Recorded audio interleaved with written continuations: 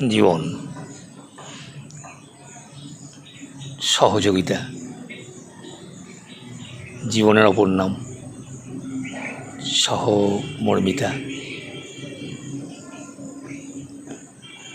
জীবন একদম চলচ্চিত্র। শিশু, কৈশোর, যৌবন, প্রৌঢ়, বার্ধক্য। আমাদের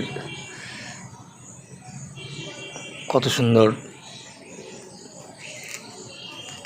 আমরা জীবনের কত সুন্দর, কত কি আস্বাদ করি, কিন্তু পরের জন্য করি কি? পরের জন্য করি না। মানুষের বার্ধক্যে সবাই তাদের কাছ থেকে বিচ্ছিন্ন হয়ে যায়, কিন্তু এটা জীবনের ধর্ম নয়। গাছের পাতা প্রথমে কলি আসে, তারপরে আস্তে আস্তে সবুজ হয়, তারপরে হলুদ হয়ে ঝরে যায়। বৃদ্ধ মানুষ একদম হলুদ পাতা, ঝরে যাবে, কিন্তু কচি পাতা যেমন বুঝতে পারে না যে ও হলুদ হয়ে যাবে, একদিন ঝরেও পড়বে। যুবক যৌবন অবস্থায় প্রত্যেকেই ভাবে যে আমাদের এই বসন্ত চিরকাল একইভাবে থাকবে, কিন্তু তা তো হবার নয়। জীবনচক্রে বসন্ত একদিন চলে যাবে, আসবে পাতা ঝরার সময়। তখন বড় অসহায় লাগে, মনে হয় বার্ধক্য এমন এক জায়গা, পৃথিবীটা তাদের কাছ থেকে ধূসর হয়ে যায়, আস্তে আস্তে পৃথিবীটা একদম নিঃসঙ্গ হয়ে যায়। আজকে দিকে দিকে বৃদ্ধাশ্রম। একজন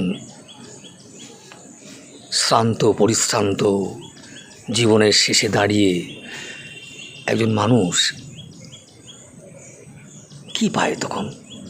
প্রত্যেকেই তো আশা করে যে শেষের দিনে একটু সাহারা পাবো, কিন্তু আমাদের হচ্ছে উল্টো।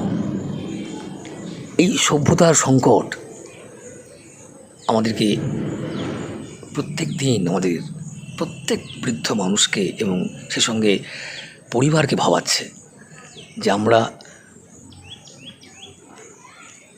কাদের জন্যে কী করছি। দুটো কথা বলার জন্যে চায়ের দোকান, গাছতলা, বটতলা, ফাঁকা পার্ক এসব খুঁজে বেড়াচ্ছে দুজন বৃদ্ধ মানুষ তাদের মনের কথা বলার জন্যে। হায় রে, এটাই কি আমাদের সভ্যতা?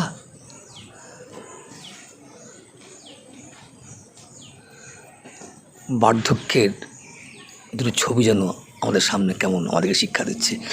আমরাও কি এই পথে এগোচ্ছি? ভাবতে হচ্ছে। চলো পাল্টায় পক্ষ থেকে আমরা ভাবছি ব্যাপারটাকে নিয়ে, আপনারা ভাবুন।